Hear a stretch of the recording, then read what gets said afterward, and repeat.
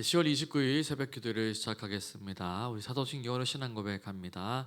전능하사 천지를 만드신 하나님 아버지를 내가 믿사오며 그 외아들 우리 주 예수 그리스도를 믿사오니 이는 성령으로 잉태하사 동정녀 마리아에게 나시고 본디오 빌라도에게 고난을 받으사 십자가에 못 박혀 죽으시고 장사한 지 사흘 만에 죽은 자 가운데서 다시 살아나시며 하늘에 오르사 전능하신 하나님 우편에 앉아 계시다가 저희로서 산자와 죽은 자를 심판하러 오시리라. 성령을 믿사오며 거룩한 공예와 성도가 서로 교통하는 것과 죄를 사하여 주시는 것과 몸이 다시 사는 것과 영원히 사는 것을 믿사옵나이다. 아멘. 우리 찬송가 364장 내 기도하는 그 시간이란 찬양 같이 찬양하겠습니다. 내 기도하는 그 시간 그때가 가장 즐겁다. 이 세상 근심 걱정에 얽매인 나를 부르사 내 진정 소원 주 앞에 낱낱이 바로 아래요. 큰 불행 당해 슬플 때나 위로 받게 하시네. 내 기도하는 그 시간 내게는 가장 귀하다. 저 광야 같은 세상을 끝없이 방황하면서 위태한 길로 나갈 때 주께서 나를 이끌어 그 보좌 앞에 나아가 그 은혜 받게 하시네. 내 기도하는 그 시간 그때가 가장 즐겁다. 이때 끝이 큰 죄로 내 마음 심히 아파도 전마음으로 뉘우쳐 다 숨김없이 아뢰면 주 나를 위해 복 주사 새 은혜 부어 주시네.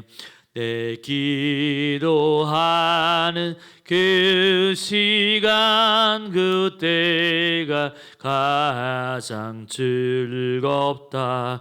주 세상에서 일찍이 저여라 남고 피하여 빈들에서 나 산에서 온 밤을 세워지 내 삶 주 예수 친히 기도로 근본을 보여 주셨네.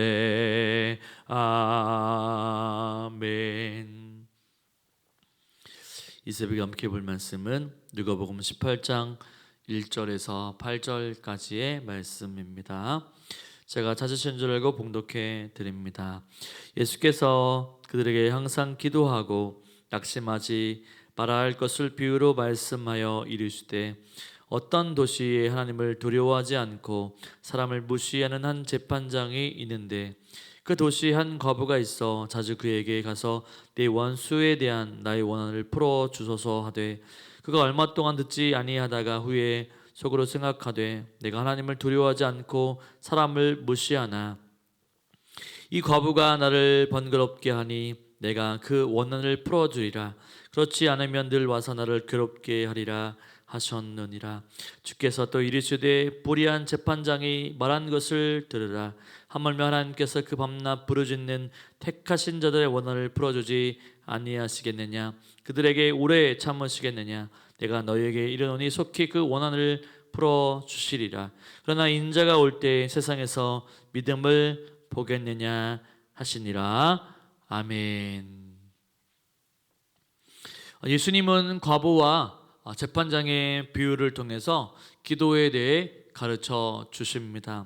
그런데 이 비유가 인자가 올 때라고 하는 말로 끝난다는 사실을 생각해 보면 17장 후반부의 인자의 날에 대한 교훈과 결코 무관하지 않다라고 하는 것을 알 수가 있습니다.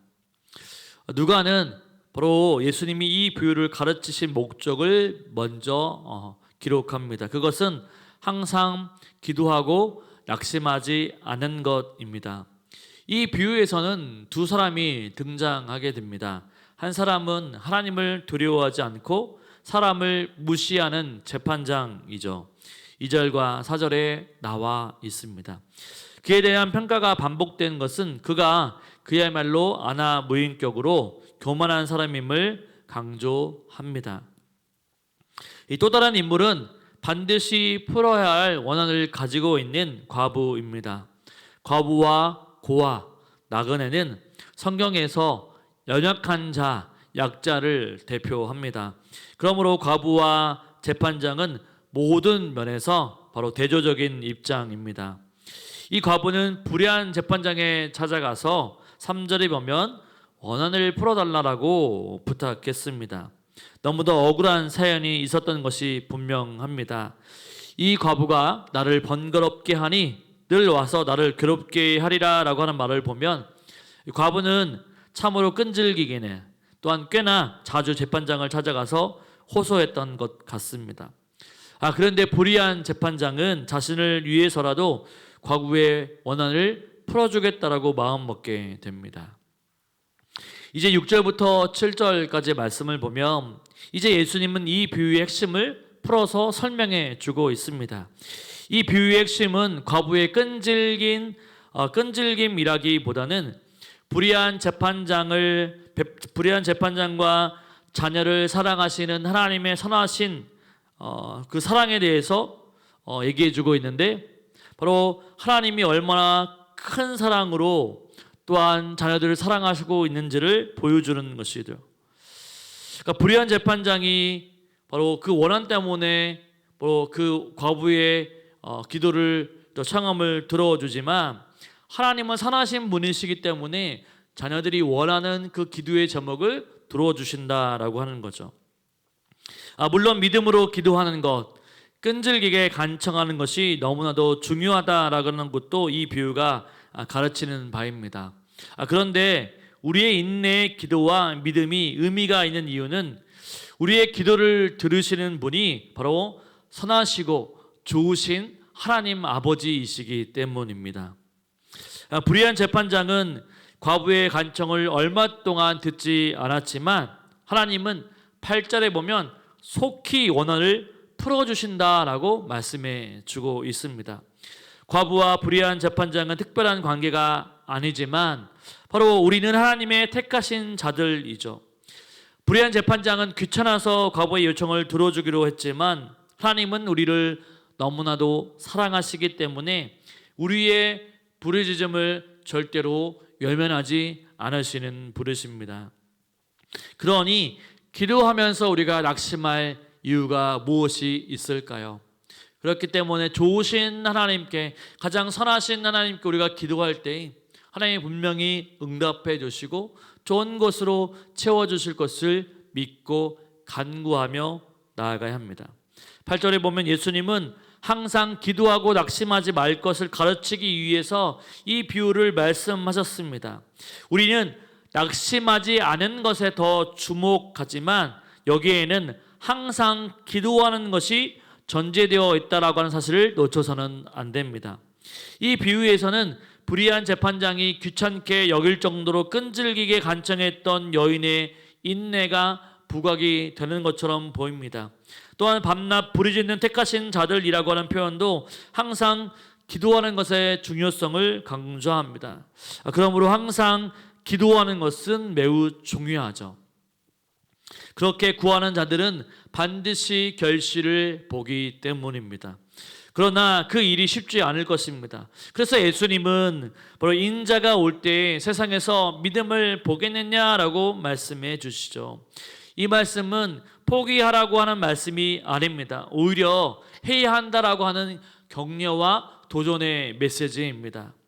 바로 열심히 기도하던 사람도 기다림의 시간이 길어지게 되면, 세월이 길어지게 되면 낙심할 여지가 많기 때문에 예수님은 이 비유를 통해서 항상 기도하고 낙심하지 않기를 격려하셨던 것입니다. 바로 우리의 믿음의 기도는 예수님을 기다리는 성도들에게 아주 중요한 것이죠. 예수님은 다시 오실 때 우리에게 그런 믿음을 보기를 원하십니다. 항상 기도하십시오. 낙심하지 마십시오. 선하신 하나님이 우리의 기도를 들어주십니다. 일생 동안 기도의 응답을 누리며 하나님의 선하심을 매일매일 체험하며 경험하며 살아가실 수 있는 저와 여러분의 삶이 되시기를 주님의 이름으로 축원을 드립니다. 아멘. 이 시간 말씀을 생각하며 기도하기를 원합니다. 우리가 하나님 무엇보다도 또 끊이지 않고 낭망치 않고 항상 기도하는 자가 될 수 있도록 해달라고 기도해 주시길 바랍니다. 또한 일꾼 선출이 있습니다. 하나님 올바른 일꾼들 잘 뽑혀질 수 있도록 은혜를 베풀어 달라고. 또 뿐만 아니라 고3 수험생들이 있습니다. 하나님 수험생들에게 은혜를 베풀어 주시고 취준생들에게 은혜를 베풀어 주시고 또 뿐만 아니라 다음 세대 행복 축제를 위해서 기도하는 가운데 싸우니 하나님 아버지 정말로 준비된 영혼들, 믿지 않은 영혼들이 주님께 돌아온 역사가 있게 해달라고 기도해 주시고 개인의 기도의 제목 가지고 기도하며 나아가겠습니다. 우리 주여 한번 크게 부르짖고 같이 기도합니다. 주여